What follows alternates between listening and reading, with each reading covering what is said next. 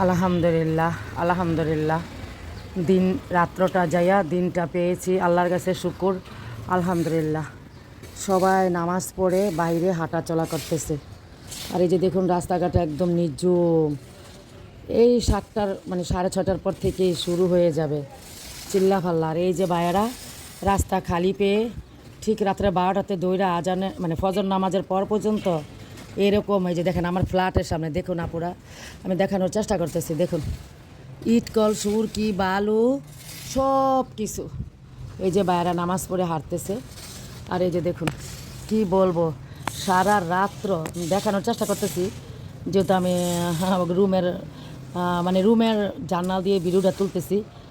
মানে এই সারা রাত্র এই আওয়াজ, এই সব মালের নামানোর আওয়াজ আর কি। কি আর বলবো, রোডের সাথে জায়গা মানে ফ্ল্যাট কিনলে যা হয়।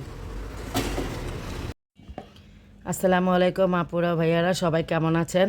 আমি ঢাকা সোনিয়াখড়া থেকে বলছি। আজকে সকালে নাস্তা থেকেই ভিডিওটি শুরু করলাম।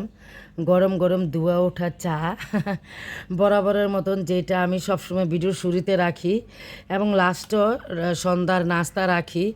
তো এটা হচ্ছে মুগ ডাল দিয়ে মানে লাউ দিয়ে রান্না করেছি। আসলে আমার ঘরের লাইটের কারণে সুন্দর কালার আসতেছে না। যেই কালারটা মানে আমার রান্না করার সময়, রান্না করার পর যে কালারটা হয়েছে, কিন্তু এইখানে কিন্তু কালারটা অরিজিনাল আসতেছে না। যাই হোক, সমস্যা নাই। আর মোবাইলও একটা মনে করেন ভাঙ্গাচুরা, তেমন দামি না। তারপরও বলি আলহামদুলিল্লাহ আলহামদুলিল্লাহ।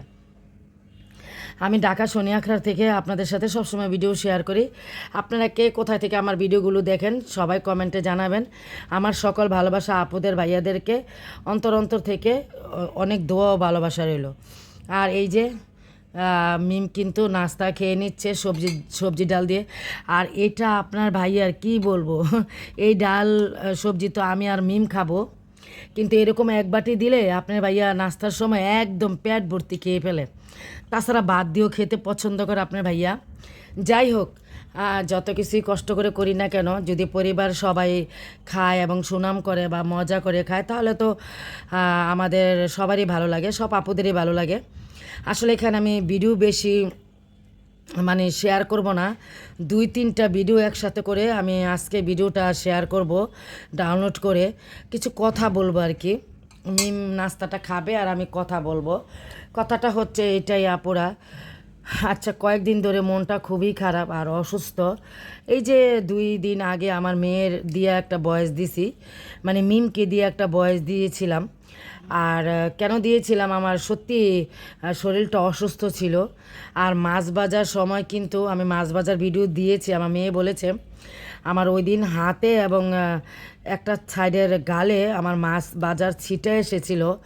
খুবই সাবধানভাবে মানে আর মাছ, বোয়াল মাছ, এসব মাছগুলি কিন্তু আমি ভেজে খাই না, কিন্তু আসলে আপনার ভাইয়া মাছটা একটু নরম এনেছিল, সেই জন্য ভেজে আর কি রান্না করেছি। তো কি বলবো, দুঃখের বিষয়, না ভিউ হয়, না লাইক হয়, না কমেন্ট হয়। কিছু কিছু ভিডিওতে, বেশিরভাগ ভিডিওতে লাইক কমেন্ট এবং ভিউ হয় না। আর কিছু কিছু ভিডিওতে মানে লাইক কমেন্ট হয় বা ভিউ হয়। কিন্তু আমার জানা মতে আমার ভালোবাসার আপু ভাইয়ারা অতিরিক্ত হলে 5-6 জন মন থেকে ভালোবেসে ভিডিওটা ফুল ওয়াচ করে লাইক দিয়ে দেখে। আর বেশিরভাগ আপুরা বা ভাইয়ারা টেনে টেনে দেখে আর একটা কমেন্ট করে। কিন্তু এই বেইমানি করাটা আসলে ঠিক না। সবারই ভিডিও করা খুবই খুবই কষ্টকর। আর আমি কারো ভিডিও আল্লাহর রহমতে, আল্লাহ উপরে আছে ইনশাল্লাহ, কারো ভিডিও আমি কখনোই টেনে টেনে দেখি না, লাইক দিয়ে ফুল ওয়াচ করে দেখি। কিন্তু যদি পুরোটা নাও বলতে পারি, শুধু বলে দে ইনশাল্লাহ আমার আপু। আর যদি শুয়ে শুয়ে দেখি বা খাবার খাওয়ার সময় দেখি, তখন তো ভিডিওর কিছু অংশ আমি বলি। যাই হোক, আমি 2-3টা ভিডিও একসাথে অ্যাড করে আজকের ভিডিওটা দিব। শুধু নাস্তা খাওয়ার সময় কথাগুলো বললাম, মনের কষ্ট নিয়ে কথাগুলো বললাম। আশা করি আমার কষ্টটা, মনের কষ্টটা আপুরা ভাইয়ারা বুঝতে পেরেছেন।